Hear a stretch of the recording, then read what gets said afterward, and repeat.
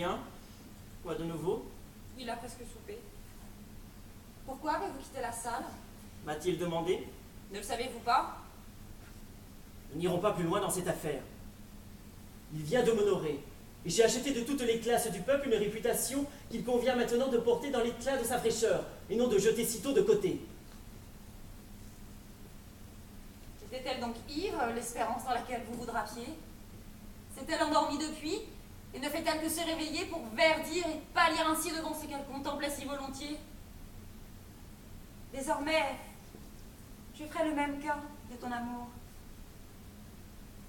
As-tu peur d'être dans tes actes et dans ta résolution le même que dans ton désir? Voudrais-tu avoir ce que tu estimes être l'ornement de la vie et vivre croire dans ta propre estime, laissant un je n'ose pas, suivre un je voudrais, comme le pauvre chat de l'adage? Mais je te prie, j'ose tout ce qui est un homme, et qui ose au-delà n'en est plus un. Quelle est donc la bête qui vous a poussé à me révéler cette affaire? Quand vous l'avez osé, vous étiez un homme. Maintenant, soyez plus que vous n'en étiez, et vous n'en serez que plus homme. Ni l'occasion, ni le lieu ne s'offraient alors, et vous vouliez pourtant les créer tous deux. Ils se sont créés d'eux-mêmes, et voilà que leur concours vous anéantit. J'ai allaité, et je sais combien j'aime tendrement le petit qui me tète. Eh bien, au moment où il souriait à ma face, j'aurais arraché le bout de mes seins de ses gencives sans ans, et je lui aurais fait jaillir la cervelle si je l'avais juré comme vous avez juré ceci.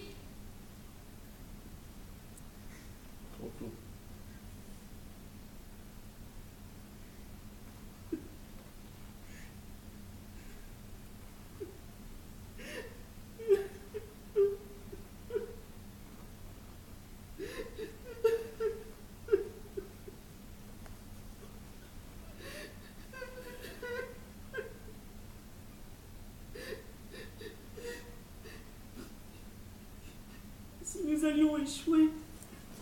Nous échouer? J'oubliais seulement votre courage au point résistant, et nous n'échouerons pas. Lorsque Duncan sera endormi, le rude voyage d'aujourd'hui va m'inviter bien vite à un somme profond. J'aurai raison de ces deux chambellans avec du vin et de l'aile. Plus doucement. À ce point que la En mémoire, souriant. gardienne de leur cervelle, ne sera que fumée, et le récipient de leur gisant comme une mort leur être submergé, que nous pourrons, nous, vous et moi, exécuter sur Duncan sans défense, que nous pourrons imputer à ces deux officiers placés là le crime de ce grand meurtre. N'aimer au monde que des enfants mâles, car t'en as des hommes. Ne sera-t-il pas admis par tous, quand nous aurons marqué de sang ces deux chambellans endormis et employé leurs propres poignards, que ce sont eux qui ont fait la chose?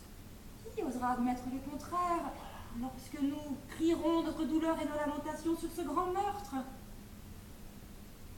Me voilà résolu. Je vais tendre tous les ressorts de mon être vers cet acte terrible.